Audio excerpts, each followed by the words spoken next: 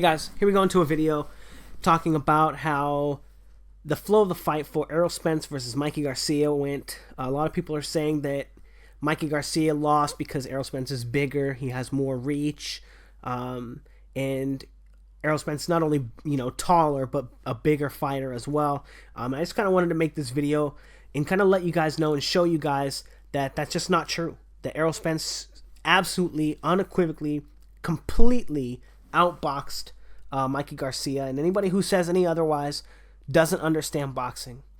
So right away, Errol Spence comes out and starts attacking Mikey Garcia on Mikey Garcia's own timing. Watch Mikey Garcia rock forward, and as he rocks forward, Errol Spence is going to attack him,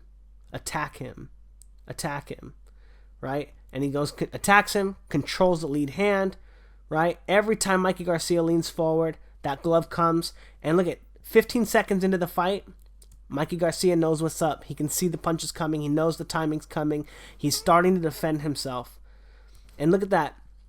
Errol Spence knows that he needs to be worried about Mikey Garcia's right hand as well. So he rocks forward, and as Mikey Garcia steps forward, Errol Spence is already moving his head, saying, maybe this punch is about to come.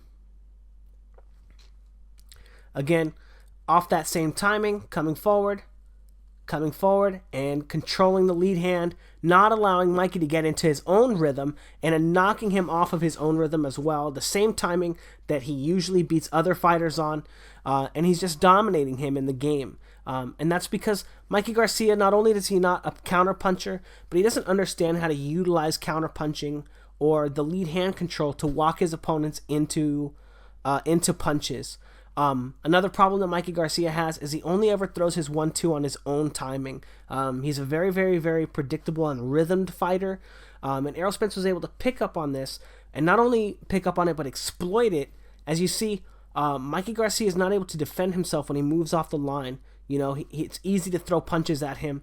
And there'll be a couple other clips, but as you see, he's not countering these attacks because he's not on his own rhythm. And then when Mikey Garcia does get into his rhythm to try to attack Errol, he starts throwing these punches, but because he always fights off the front foot himself, he's always stepping with his punches, because he's very amateurish. Remember, he only had like 50 or 60 amateur fights. He didn't start boxing till really late. Errol Spence has seen this throughout the entire amateurs. He knows how to time it. He knows how to pick up on it. And he's able to reduce Mikey Garcia to a very basic fighter. And as you see, as he circles around here, watch Mikey Garcia step, gets his hands up and turns. And then when Mikey Garcia steps on the front foot, he goes to control that lead hand and then move away. This is something that Errol Spence has seen out throughout his entire career. Now again, controlling the lead hand, he knows when Mikey Garcia is going to attack, and then starts taking that control away from him, attacking him, going around the guard with that punch like it's a hook instead, and then setting up counter punches off of it. Instead of touching gloves with him off that same timing like they have been, touch, feints him, and then tries to walk him into the straight left hand, begins to set up his own attacks off of these punches. And that's something that Mikey doesn't do throughout the entire fight. As you see, Mikey starts pressing and then immediately gets controlled by Errol Spence, touching his glove. And you don't see it in this clip. It's going to end right here, but as you see Mikey Garcia stepping forward, Errol Spence again controls his glove. Again, Errol Spence controlling his glove, and then just watch this clip. Controls his glove. Now Mikey Garcia is going to rock back, and then as Mikey Garcia rocks forward, Errol Spence gets his glove up. He says, okay, I know the punch is coming. Get my glove up, get my eyes ready, and is ready for the punch. He knows that it's coming. And then he goes to touch gloves again. Boom, lands an easy body shot. Again, great job from Errol Spence, completely outboxing Mikey Garcia on his nearly patented timing. And then again, same timing again, Mikey Garcia rocking forward, getting his glove touched, but because he's out of position, because he wasn't set up to throw his 1-2, he's not able to counterpunch and is easily walked into this punch again off of the same timing that Mikey Garcia normally fights on. Again, Errol Spence fighting him on his own timing, and then when he rocks forward, walking him into this right hand, or this left hand. Even though it doesn't land, it's not the point.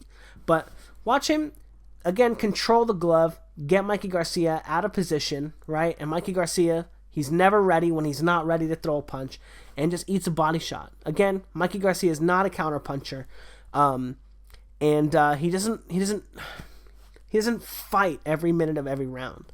But again, off the same timing, you guys, leans forward. Errol Spence controls his glove, rocks forward, catches him with the shot, and then again, because Mikey Garcia is an inexperienced fighter, I know he has 39 professional fights. I know. He walks directly into this punch because he doesn't have the craft. He doesn't fight against enough crafty southpaws to know that punches are coming on those timings. He doesn't understand. He's never fought anyone as good as that. And again, his very amateurish tacks, leaning forward, shoots a straight right hand. He's going to lean forward and throw a left hook here. Again, super easy for Errol Spence to figure out. Leaning forward, and then Errol Spence switches it up on him, touches gloves with him, and then catches him on the chin with a little shot right there. And in my opinion, Errol Spence dominated the fight.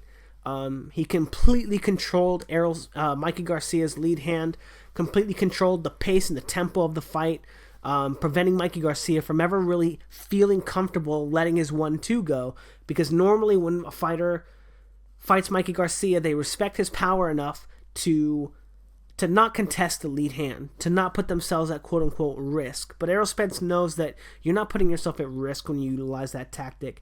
You're putting yourself in position to win the fight, because that's where you need to be.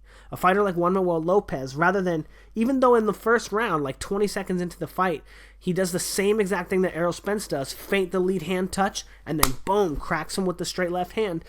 He's content not to fight lead hand control, but to give it up and try to walk Mikey Garcia into a punch instead, rather than set up a timing and take advantage of it in one way.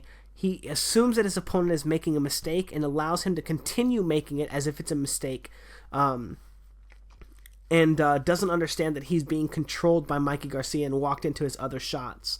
But Errol Spence knows that it's important to have lead hand control, that it's not a mistake to be doing that, and fights for it, controls Mikey's lead hand, and keeps him at home all night long.